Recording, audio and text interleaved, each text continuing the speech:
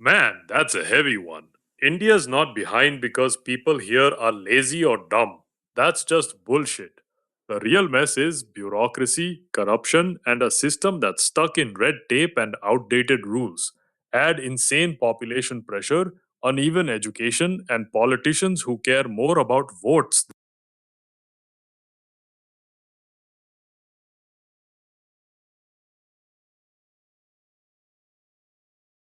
अरे यार, इतना पीछे क्यों चल रहे हम?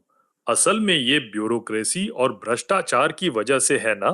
सरकारी कामों में इतना चक्कर घुमाना पड़ता है कि कोई भी बिजनेस या प्रोजेक्ट स्टार्ट करने से पहले ही हाफ हो जाता है।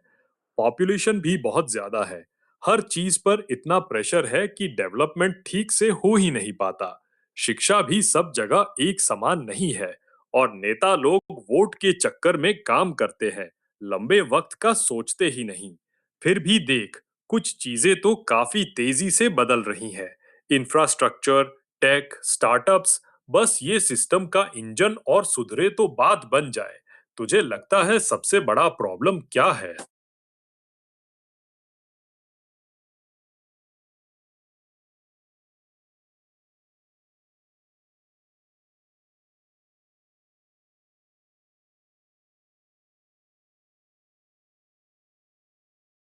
हाँ यार, तूने एक पॉइंट तो सही पकड़ा, लेकिन मैं उल्टा सोचता हूँ। असली प्रॉब्लम ये है कि पढ़े लिखे अच्छे लोग पॉलिटिक्स में आते ही नहीं। जो आते हैं ना, वो या तो बहुत अमीर है या परिवार का बिजनेस चला रहे हैं। सच्चाई ये है कि अगर कोई आईआईटी, आईआईएम वाला लड़का पॉलिटिक्स में जाना चाहे, तो उसकी जिंदगी नर्क हो जाएगी।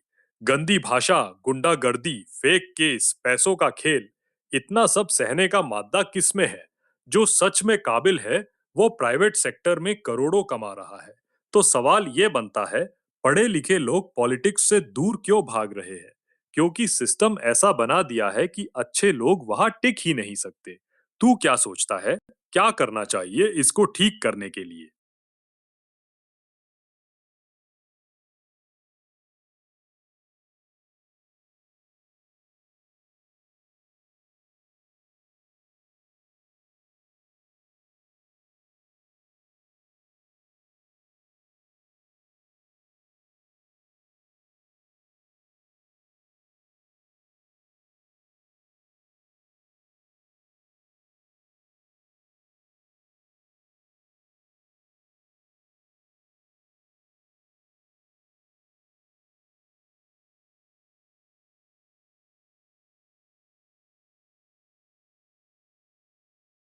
देख, तूने जो कहा वो सुनने में तो एकदम सही लगता है।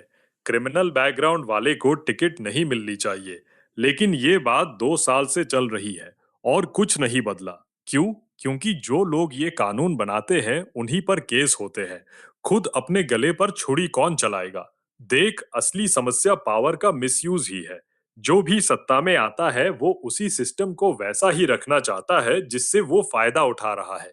इसलिए न तो ईमानदार लोग आसानी से अंदर आ पाते हैं, न पुराने लोग छोड़ते हैं। मुझे लगता है सबसे पहले पैसे का खेल बंद करना पड़ेगा। चुनाव में जितना पैसा लगता है, उतना पैसा सिर्फ काला धन और बाहुबल वाले ही जुटा सकते हैं। बाकी पढ़े लिखे लोग तो कहीं टिकते ही नहीं। तू क्या सोचता है? पैसों को कंट्रोल करना सबसे पहले जरूरी है या क्रिमिनल रिकॉर्ड?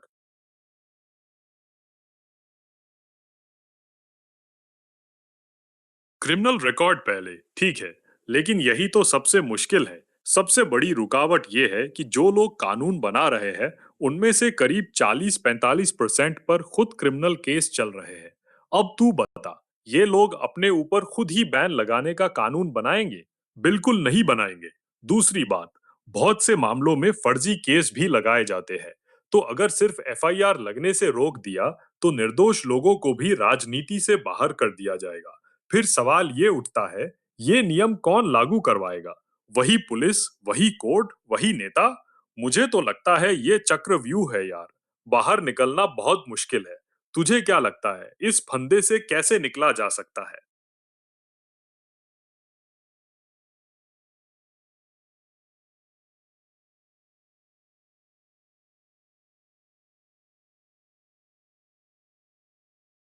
अरे भाई, रेवोल्यूशन देख, मैं तुझे बहुत सीधा बोलता हूँ।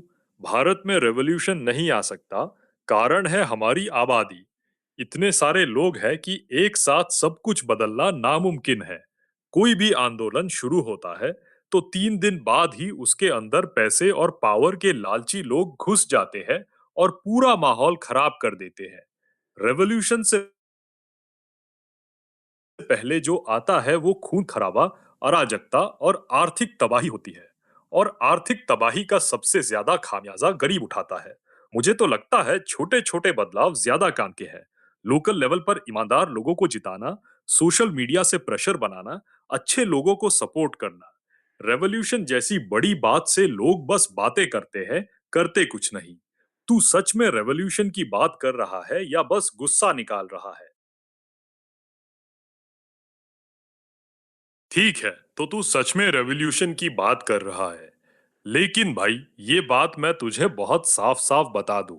रेवोल्यूशन भारत में फेल हो जाएगा और इसके 3 बड़े कारण हैं।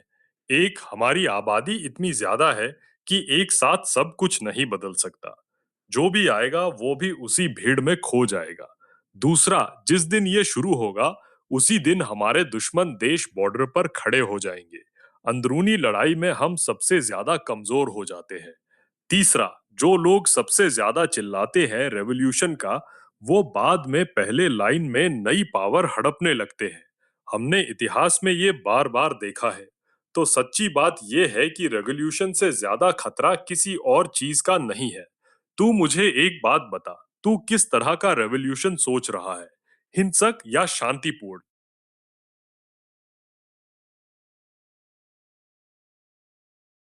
भाई, हिंसक रेवोल्यूशन की बात मत कर। मैं तुझे एक बात सीधे बता देता हूँ। भारत में हिंसक रेवोल्यूशन का मतलब सिर्फ एक चीज है। लाखों करोड़ों आम लोगों की मौत और आखिर में वही लोग या उनके जैसे ही लोग सत्ता में आना। कुछ नहीं बदलेगा। तू देख लेना। कोई भी हिंसक रेवोल्यूशन शुरू होता है ना, तो सबसे पहले जो मरते हैं वो गरीब और मिडिल क्लास वाले लोग होते हैं।